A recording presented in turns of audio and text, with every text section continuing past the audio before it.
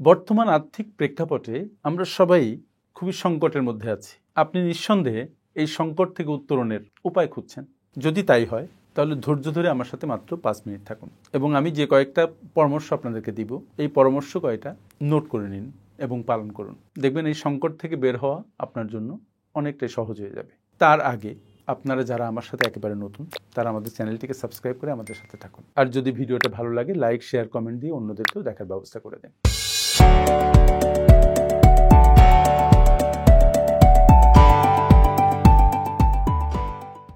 বলছিলাম, আর্থিক সংকটের মধ্য দিয়ে আমরা সবাই যাচ্ছি।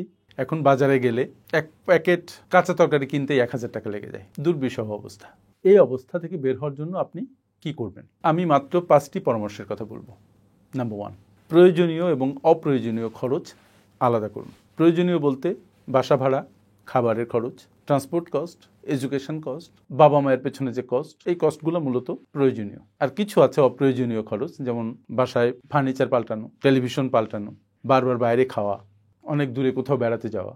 বর্তমানের এই সংকটকালীন অবস্থায় আপনাকে এই সার্বিক বিষয় বিবেচনা করে খরচকে 2 ভাগে ভাগ করে ফেলতে হবে এবং সেটা লিখে ফেলতে হবে। Number 2, 70-20-10 rule. এই রুলটা একটু ডিফারেন্ট। 50-30-20 আছে, বাট 70-20-10 রুলটা একটু ডিফারেন্ট। আপনাদের সাথে আমি এর আগে কখনো শেয়ার করি নাই। এখানে 70% আপনি যেটা করবেন আপনার প্রয়োজনীয় খরচের পেছনে ব্যয় করবেন। এর মধ্যে আপনার সমস্ত খরচ চলে আসবে। 20% করবেন কি আপনি আপনার সঞ্চয়ের জন্য রেখে দিবেন। আর 10% করবেন কি আপনার ঋণ থাকলে ঋণের কিস্তি, আর যদি ঋণ না থাকে তাহলে সেটা আপনি বিনিয়োগের পেছনে ব্যয় করবেন। আমি কিন্তু এখানে অপ্রয়োজনীয় খাতে খরচের কোনো টাকা আমি রাখি নাই, কারণ এখন যেহেতু একটা সংকটের মধ্য দিয়ে আমরা যাচ্ছি, এই সময়ে অপ্রয়োজনীয় খরচগুলো আমরা করব না। বাইরে যদি বারবার বেশি খাওয়ার অভ্যাস থাকে আমি বাইরে খাবো না। এই সময়ে আমি কোনো টেলিভিশন চেঞ্জ করব না, নতুন কোনো টিভি কিনবো না, কোনো ফার্নিচার নতুন কিনবো না, ইভেন জামা কাপড়ও যদি নতুন না কিনলে হয় আমি কিনবো না। That's all. এই নিয়ম আপনার সঞ্চয়ের অভ্যাসকে ধরে রাখতে সহায়তা করবে এবং বাজেটের মধ্যে চলতে আপনাকে বাধ্য করবে। নাম্বার 3, মাসিক বাজেট প্ল্যান করুন। আপনার আয় এবং ব্যয়ের মধ্যে একটি ভারসাম্য রাখুন। খবরদার, আপনার ব্যয় যেন আয়কে কোনোভাবেই ছাড়িয়ে না যায় এবং সঞ্চয় যেন অব্যাহত থাকে। যদি আপনার আয় কম হয় তবে বাজেট প্ল্যানে খরচ কমানোর জন্য আরও কার্যকর পদক্ষেপ নিন। যেমন আপনার ইলেকট্রিসিটি কস্ট, ফুয়েল কস্ট, এগুলোর সাশ্রয় করার অভ্যাস তৈরি করুন। নাম্বার 4, সঞ্চয় স্বয়ংক্রিয় করুন। এটা 2 ভাবে করতে পারেন। আপনি যে ব্যাংকে সঞ্চয় করছেন সেই ব্যাংকে আপনি একটা স্ট্যান্ডিং ইনস্ট্রাকশন দিতে পারেন যে এই ব্যাংকে আপনার টাকা আসলেই যেন তারা আপনার স্কিমগুলোতে টাকা ট্রান্সফার করে ফেলে। অথবা আপনি অনলাইনের সাহায্যে নিয়ে যখনই আপনার অ্যাকাউন্টে টাকা ঢুকবে, আপনার বেতনের টাকা, আয়ের টাকা বা রেমুনারেশন যাই হোক, তখনই আপনি আগে সঞ্চয় স্কিমগুলোতে টাকা ট্রান্সফার করে দেবেন। এই যে স্বয়ংক্রিয় সঞ্চয়ের অভ্যাস, এটা আপনার অজান্তেই দেখবেন আপনাকে একটা শক্তিশালী আর্থিক ভিত্তির দিকে নিয়ে যাচ্ছে, আপনার ভবিষ্যৎকে সুরক্ষিত করছে। নাম্বার 5, বিকল্প আয়ের খোঁজ করুন এবং বিনোদনের খরচকে সংকুচিত করুন। আপনার যদি আয়ের একটা স্ট্রিম থেকে থাকে আপনি চেষ্টা করুন আরও 2-1টা স্ট্রিম তৈরি করা যায় কিনা।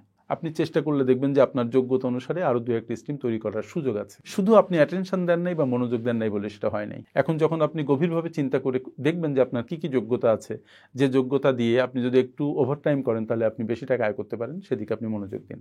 যদি কোনো স্কিল শেখা আপনার না থাকে আপনি স্কিলটা নতুন করে শিখে নিন এবং অর্থ আয়ের প্রতি মনোযোগী হন। আরেকটা কথা আমি বলেছি, সেটা হচ্ছে বিনোদনের যে খরচ এটাকে সংকুচিত করুন। বিনোদন বলতে আমরা অনেকক্ষণ বুঝি যে হোটেলে যেয়ে খাবো, বাইরে কোথাও ঘুরতে যাব। যখনই আপনি বাইরে কোথাও ঘুরতে যাবেন, মুভ করবেন, দেখবেন তখনই আপনার খরচ চলে আসছে।